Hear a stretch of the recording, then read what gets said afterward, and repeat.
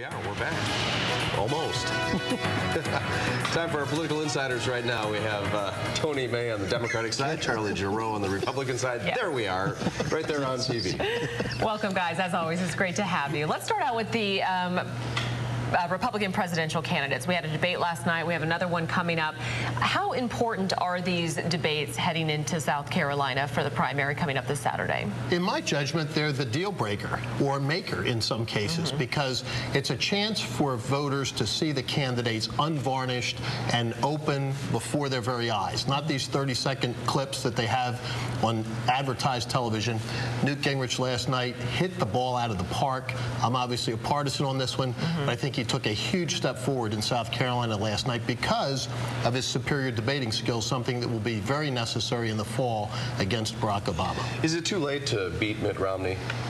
I actually think it is too late, but the one thing that did happen last night, I agree with Charlie, is that we did see Santorum not do as well as he needed to do, I think, to be the first or second place finisher, even though he got the endorsement this last week of the evangelical conservatives ministers, which really was a boost to his campaign, but I don't think it's going to be enough to make him one of the top two candidates. Well, across the board, these polls are saying Mitt Romney just tanked last night with his answers. If he's the guy to beat President Obama, how does that hurt the Republicans' chances of actually What's beating going to be Obama? very interesting, Tanya, between now and Saturday with the debate intervening is this issue of tax returns. He said last night, well, I'm going to do it, but sometime in April. Nobody had the temerity to pop up and say, why not tomorrow?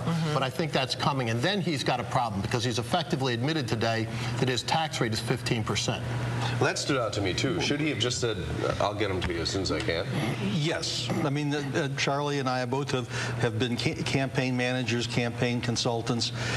You don't want to let these bad news things fester and drag on. It's better to deal with it forthrightly and get it done. Get a proper answer, which is, I follow the law. I would be a fool to pay 20% if my tax rate legally is only 15%. I don't have a regular payroll job. That's the rate. Right. Let's move on to former Utah Governor Jon Huntsman. He dropped out of the race just recently, but his support behind Romney. Why do that? Is he looking for maybe the VP ticket? Maybe he wants to go back to China as the ambassador to China.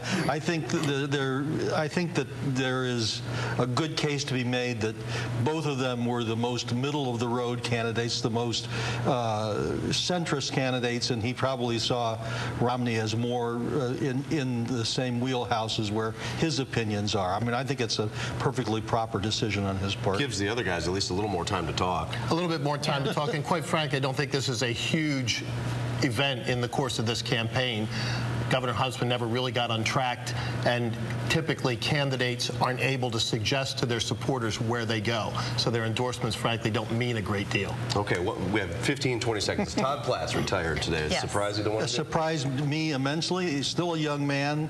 I'm curious as to what his plans are for the future, and it really leaves both Democrats and Republicans caught unawares. Absolutely correct. Huge surprise. The last thing I would have imagined when I woke up this morning, and because we're only a week away from the beginning of petition circulation, nobody is going to be able to mount the kind of campaign that they would like to. This is a big surprise. The political community will be chattering about it for some time. I was urging Charlie to run, and he was urging me to run. I don't know. Hey, we'll see what happens, though, right? Thanks, guys, as always. And you can catch our political insiders every Tuesday right here on CBS 21 News at 5:30.